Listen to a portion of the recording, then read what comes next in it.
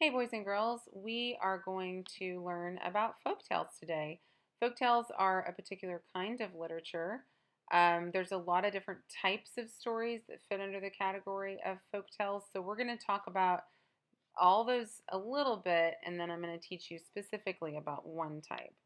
So, folktales can be fairy tales, they can be fables, they can be myths, and they can be legends.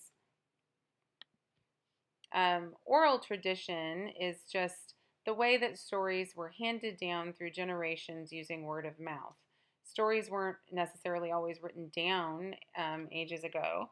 They just told the stories to their kids, and then their kids grew up and told the story to their kids and their grandkids and their great grandkids.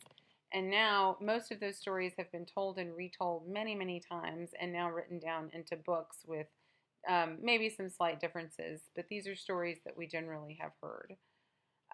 Most of these stories have an unknown author. Some of them we know who wrote them, but many times, like I said, it was just told orally, and we don't know who originally came up with the story. It's found in all different types of cultures, and we'll be looking at some different stories from around the world. Their Cinderella story can be found in many different cultures, and we'll look at some of those differences.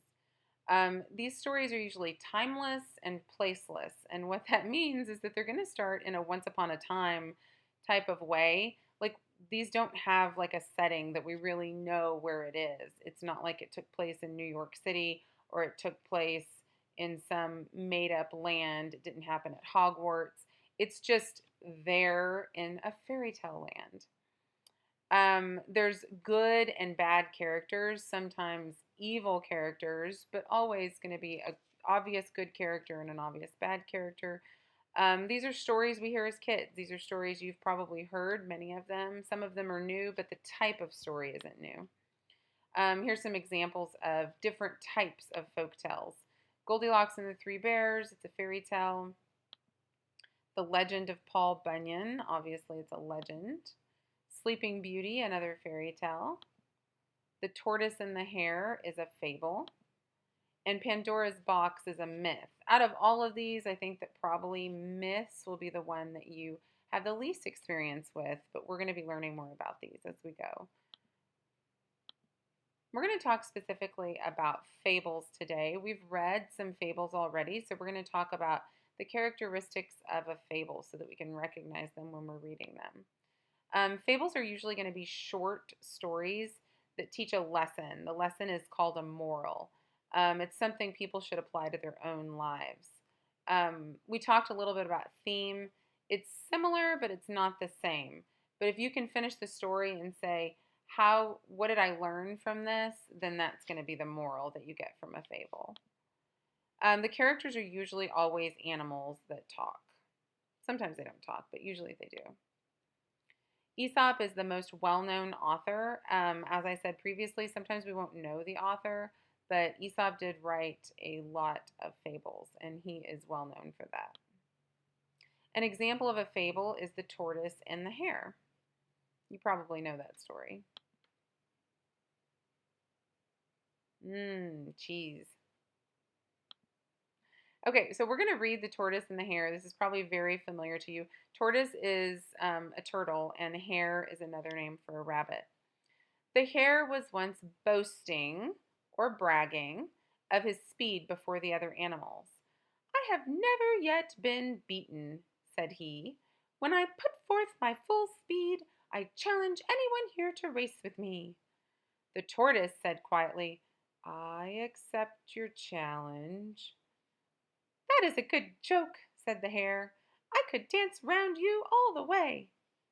Keep your boasting till you've beaten, answered the tortoise. Shall we race? So a course was fixed and a start was made. The hare darted almost out of sight at once, but soon stopped, and to show his contempt for the tortoise, lay down to have a nap. The tortoise plodded on and plodded on, or he dragged and kind of walked slowly.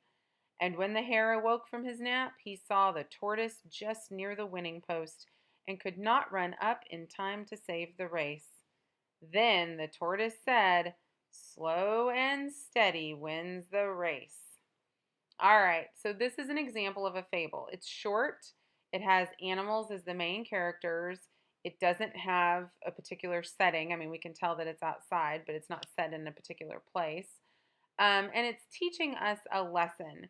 So the rabbit was boasting or bragging, felt pretty good about himself, and didn't feel like there was any way a slow tortoise could possibly beat him. And it said here that he was going to show contempt for the tortoise. Well, he was just going to lay down and show how ridiculous it was that he was racing against a turtle. And so he was going to lay down and take a nap. But he felt so good about himself, and he felt that there was no way that he could be beaten, that he slept, and the tortoise just kept walking and walking. And then pretty soon when the hare woke up, he realized that the tortoise had passed him and he couldn't catch up in time. So we see that slow and steady wins the race. So maybe the lesson that we can learn from this is no matter what we're doing, we should just keep at it and keep trying, and we will eventually be successful. And then also, we could learn that if we're bragging and feeling that we're just wonderful and awesome, that maybe at some point in time, somebody might knock us down a peg or two, and we might end up realizing that maybe we're not the absolute best at everything in the whole world.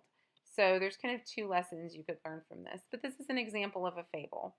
We're going to learn more about some other types of folk tales coming up, so stay tuned.